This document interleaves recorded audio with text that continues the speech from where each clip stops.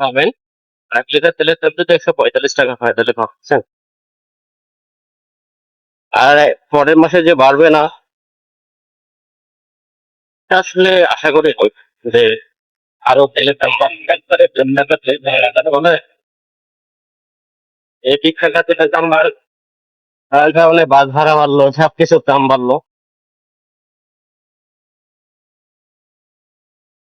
আবার ৳৫ তেলের দাম বাড়ার কারণে আবার হচ্ছে সবকিছুর দাম বাড়বে। বাস ভাড়া বাড়বে, খাবার-দাবার সবকিছু দাম বেড়ে যায়।